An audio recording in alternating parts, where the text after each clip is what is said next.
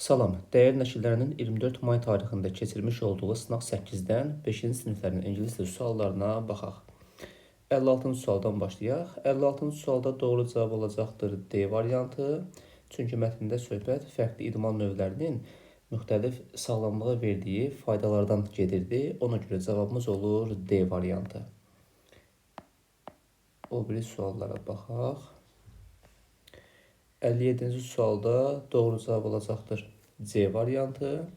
Sual budur ki, nə üçün alimlər müxtəlif növ idmanları məşq etməyi tövsiyə edirlər? C-də deyir ki, çünki müxtəlif növ idmanlar insanların müxtəlif fiziki bacarıqlarını inkişaf etdirir və mətndə də bu vardı.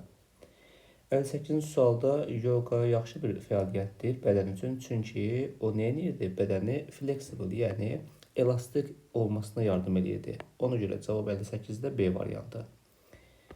59-da doğru cavab olacaqdır A variantı. 1 və 3. 2, 4 niyə olmaz? 2-də deyir ki, sən sadəcə motivasiya olmaq üçün bir idmanla məşğul olmalısan. Sadəcə birindən söhbət getmirdi.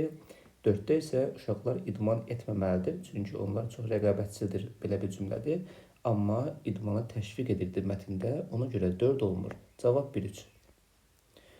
60-cı sualda doğru cavabımız olacaqdır. Wait. 61-də bizdən sinonimləri istəyir. Develop və improve hər ikisi inkişaf etdirmək deməkdir. Cavab C variantı. Burada tərcümə lazım olur bizə. 62-də increase artırmaq, böyütmək. Antonimi istəyir şərtdə. Reduce azaltmaq B variantı. 63-də sən e-maili tezliklə qəbul edəcəksən. Məna baxımından qəbul etmək düz gələr, yəni D variantı.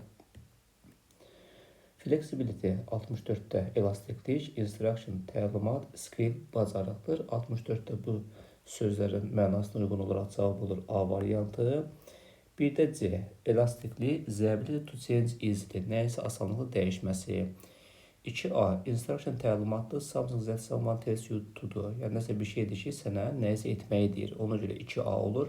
Skill bacarıqdır. Baxın, bu deməli 3-də B-də an ability to do an activity or job. İşi və ya fəaliyyəti yaxşı etmək bacarığı, elə tərcümə baxımından cavab A çıxdı.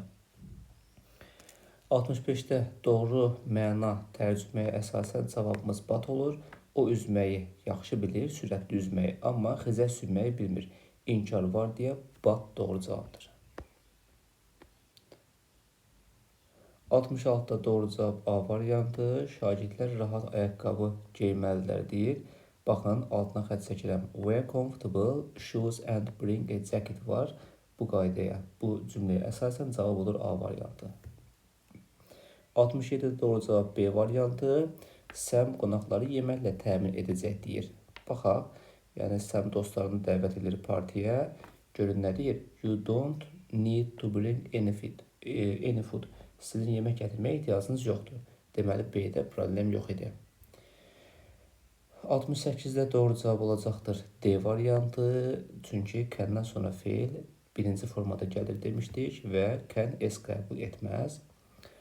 69-da doğru cavab B variantı olacaq. Yuxarıdakı qaydaya da belə deyək, eynisidir bu. 70-də sualımız can-lə verilirsə, cavab can-lə qayıtmalıdır. Onlar oynaya bilirmi? Daha doğrusu sən. Cavab da yes, I can kimi gəlir, yəni C variantı. 71. Deməli, C-nin şahmat oynaya bilir. No deyirsə, deməli, cannot olar və yuxarıda biz can istifadə etmişik deyə can-in inkarı olması lazımdır. Çünki əvvəldə no vardı. 72-də doğru cavab olacaqdır B variantı. Çünki ikisi də təsdir cümlədir. Əli sürətli qaça bilir, Leyla da həmçinin qaça bilir. Elə cavab olur B variantı. 73-də doğru cavab olacaq A variantı. Can-dan sonra feil olduğu kimi qalır. 74-də doğru cavab olur C variantı. Sualımız can-lə verilirsə, cavab can-dən qayıtmalıdır. 75-də isə doğru cavab olacaq C variantı.